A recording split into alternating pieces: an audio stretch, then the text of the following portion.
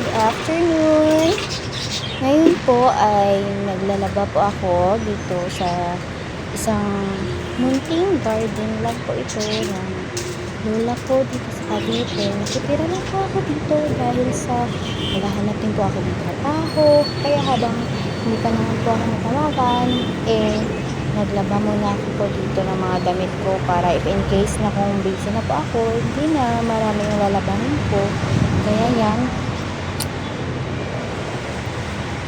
mini-moment ko po talaga ang pagsasampay ko ng mga damit ko dito. Tingnan nyo naman feel na feel Feel na feel yung pagsasampay kasi nga dahil sa, syempre diba pag sa Manila ka na, mahirap talagang maglaba kasi usually talaga pag naghahanap ka ng trabaho dito sa Manila, lalo na pag wala kang bahay at saka nangungapahan ka lang, usually talaga mahirap talaga maglaba kasi merong mga ibang boarding house talaga na mahirap walang sampayan, ganun. Kaya kadalasan ko talaga ay nagla-laundry talaga. So laundry is wash and dry. So balik dyan po sa halagang 150. Yan.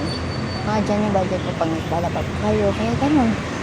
Pero dahil ako po ay bago po ako lumipat dito, stay in po ako doon sa first work, sa dati pong work. Kaya doon talaga ay nakapaglaba ako. Kaya yung pag-uwi ko dito sa kanila lola, nakitira ko dito, ay naglalaba talaga ako ng damit ko.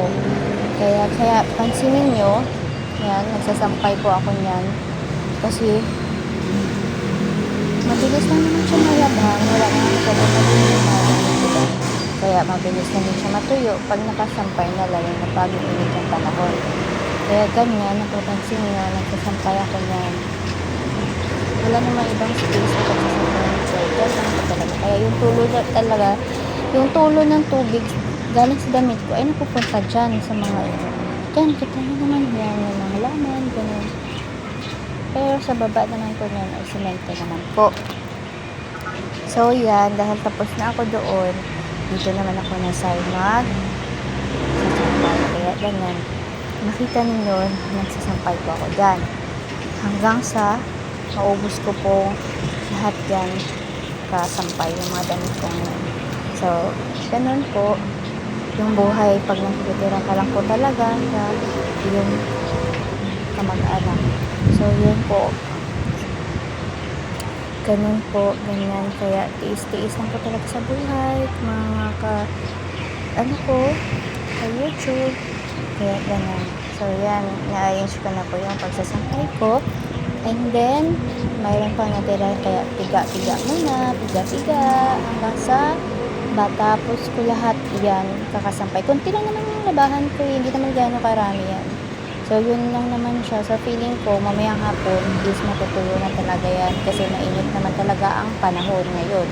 Pero kaninang umaga, medyo maulan-ulan, so, akala ko talaga hanggang hapon yung ulan. Pero buti naman, hindi naman talaga umulan, mainit naman po talaga ang panahon.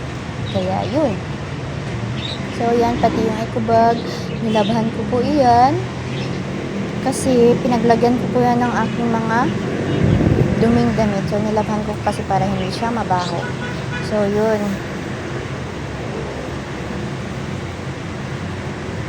Buti na at natapos na po. So yun lang po mga ka-YouTube ko. So kamusta naman po kayo? So, finally, natapos na rin talaga po ang sampay ko sa lahat ng mga damit ko. So, thank you po for watching. Don't forget to like and subscribe my YouTube channel. Bye-bye!